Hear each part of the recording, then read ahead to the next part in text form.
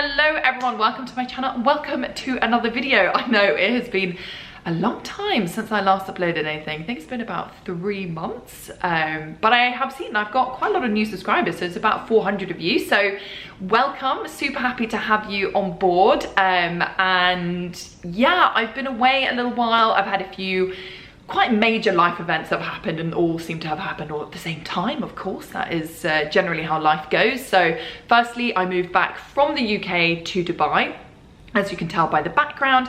I also got engaged, yay! So I've been planning a wedding, and I got a new job, so super exciting. And I'm also going to be moving to another country in the new year, and then I also happened to have surgery earlier this week. So yeah, quite a lot of stuff has happened. Anyway, I'm here, I'm back now, so let's just jump straight into some content into the video. So since most of you guys who subscribe to my channel, you are interested either in hair or in skin, I think in this video I am going to be focusing more on skin and my skin, because I have quite a lot to update you on, and some things I want to share, and also a particular topic that I want to focus on, which I think will be especially relevant now that we, or most of you guys, are going to be going into kind of colder and drier winter months, and how we're going to sort of prepare for that season. Winter is coming, bitches. So for those of you who were watching my videos back in the summer, you would have seen that having gone from quite bad skin, I suppose, back like a year ago, so sort of in the winter, went through the kind of Project Reverse and managed to get my skin into a pretty good state by the sort of the summertime in the UK. Although even though my skin there was much better, it was improved, I was feeling pretty happy with it. It was not, I could not say that it was like 100% there, and it was totally back to normal. It was still kind of going in those kind of up and down phases. There is something about being in the UK, whether it's the air, whether it's the water, whether it's the lifestyle, there is just something about the environment in the UK that my skin just doesn't really like, and it does make it quite difficult to manage on a day-to-day basis. So now fast forward to a few months ago, so early in September, when I moved back to Dubai, and I think it took a week for any remaining patches of eczema to pretty much completely clear up. And I mean, it took pretty much no time whatsoever. Even in the areas where I feel like I always have a few sort of very stubborn areas, those areas have now almost completely cleared up, to the point where I don't even remember having skin like this for a really, really long time. So I'm going to show you now what my skin looks like, so you can see. You can see from my face, there is literally nothing on my face. I normally have a little bit sort of around my mouth and around my eyes. You can see by my eyelashes. So I'm somebody who is prone to eczema, or at least dry skin around my eyes, and that affects the my eyelash growth. But you can see my eyelashes have grown back almost, well, pretty much completely. So they're looking pretty fresh at the moment. And then my neck, which even when I don't have eczema there, I pretty much always used to feel a little bit dry, or a little bit irritated, or a little bit red, but I do not have that at all. My hands are completely clear. Now, I don't want to say that they are 100% clear, and I will come to that a little bit later in the video, but they are very, very good from how they have been. Oh, showing off my ring there. And so yeah, super pleased about that. A lot of you are going to be sitting there thinking, okay, this is great that my skin is like that, and also it's also not that surprising that I come back to a place where it is warm, sunny, you feel like you're on a perma holiday, and your skin completely clears up, because not everyone has the opportunity to go, you know, move to somewhere like Dubai. I mean, it would be great, and frankly, it would improve your skin.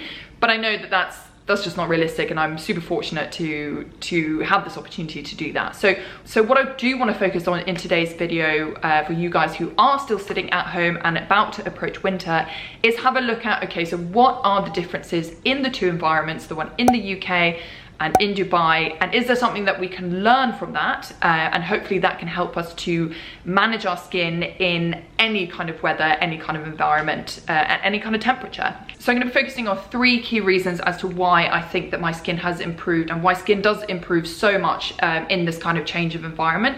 The first 2 I'm not going to go into too much detail in, because even though they are worth mentioning, I don't think that they are super relevant, especially considering the time of year.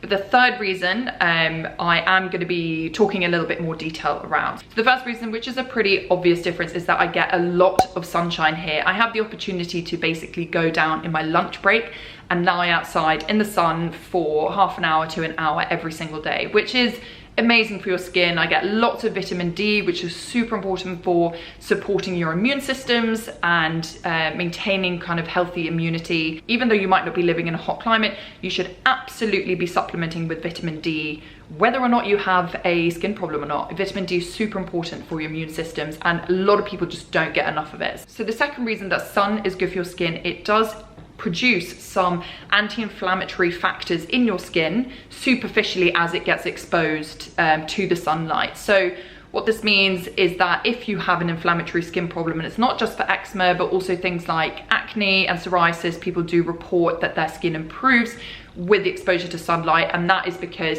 it gets those kind of anti-inflammatory factors that are produced in the upper layer of the epidermis. So this isn't a permanent solution, but again, because I have been able to get regular sunshine, for me it is a super natural and a very effective way of managing the kind of the inflammation in my skin. So I have very little inflammation in my skin at the moment, and I think a big part of that is because I get a decent amount of sunshine. Now, of course, I want to caveat, when I say sunshine, I do not mean go sit outside and fry for like an hour. I mean like a healthy dose, maybe like 20 minutes to an hour every single day, and use sunscreen and lots of protection, especially on your face. So that's the first reason. The second reason I want to talk about is my diet and my lifestyle and my stress levels. I'm pretty relaxed here. You are literally living on a holiday in Dubai. It is the most fantastic place. I absolutely love it. And my diet is changed. Going to talk about that in a separate video because that is something I want to talk about in detail. I have different nutritional goals now that I am getting ready for a wedding, and my own wedding at that. So I am trying to kind of shape up, and because of that I have made a few differences in my diet. But long story short, I've been looking after my diet very well. I have not been drinking at all pretty much, and I think that because I have been paying a lot of attention to my nutrition, making sure I get lots of nutrients, I'm pretty healthy, and as you can see, like my diet's pretty good most of the time anyway. But in particular, I think the cutting of the alcohol and the reduction of the sugar and things like that have really helped my skin. So now that we've got the first two out the way, I wanted to focus on the third one. So sorry it's taken a little while to get to the point of the video, but hopefully you guys are still bearing with me. I think it's important to kind of give a broad background, a bit of context before I sort of start talking about this. So the third and the final thing, and in my opinion the most important thing in what has improved my skin so much, is the temperature and indirectly the humidity when I've been here. So temperature, I have found, is something that is so important but also often so overlooked when it comes to skin health, especially if you have a dry skin problem, dry inflammatory skin problem like eczema, psoriasis, and sort of other skin issues in that family. And this is obviously something that we need to think a lot more as we are going to be approaching winter and colder, drier months for those of you who are going to be in that type of climate. If you are like me, and I assume that you are since you're watching this video, then you suffer from a chronic eczema that you've had either since childhood or you've had it for a very long time. And because of that, in my opinion, you have a barrier dysfunction, certainly in your actual skin and possibly also in other epithelial layers inside your body. I have another video where I kind of outline my theory and my hypothesis around that, so I'll link that up here so you can watch that. But basically what this means is that your skin is most likely like mine, which means that it is very prone to becoming dry. So it becomes dry, it loses moisture a lot easier than perhaps somebody who has more normal skin. So what does this look like from an anatomical level? The top layer of your skin is the epidermis. And the epidermis is made of lots of different skin cells, epidermal cells, and in between these epidermal cells you have lubrication and naturally occurring hydration factors, so things like water, things like sebum, which is the natural oil that you get in your skin. Firstly, it creates lubrication between the epithelial cells. Secondly, it seals all the gaps between those cells so that it creates a very protective layer from the inside to the outside of your body. So if your skin is like mine, what will happen is that your skin is a lot more prone to losing that naturally occurring hydration through the air. So what will happen is when the air gets drier, it will draw out that natural moisture from your skin a lot more than it will do for somebody who has normal skin. And what this means is that it will create gaps, it will create dryness in between the cells, and because of that, you do not have as much protection between the inside and the outside layers of your body. So that protection has been compromised. So obviously when it gets to winter, the air gets colder, it gets drier, and what happens is more moisture gets drawn out of your skin, and your skin does get a lot drier than perhaps it would do in warmer temperatures. So this in and of itself, I do not think causes eczema. It is just one factor that is involved in eczematous skin, and is also a big problem with people who are prone to eczema. Because the other factor involved in eczema is the inflammation and the immune responses that you get in your skin in reaction, in a response to external or internal irritants. So basically what this means is that if you have an immune system that is a lot more sensitive to irritations and things like that, if you then have a compromised skin layer because of dryness or for other reasons, you will have much less protection from those irritants. They get in, and then your immune system freaks out, and then a week later you have a patch of eczema there. So I did mention earlier in the video that I said that the skin on my hands is not 100%, and now I can show you an instance when exactly this happens. So the skin on my hands had been absolutely perfect, no issues whatsoever. I got a little bit complacent. I noticed that my hands and my skin were getting a little bit dry. Didn't really think much of it, didn't do much about it. Then one dinner I was chopping up lots of raw vegetables, which my skin does react to a little bit, like raw vegetables with like peppers and tomatoes. After dinner, I did some washing up with the washing up liquid, and it was very hot water.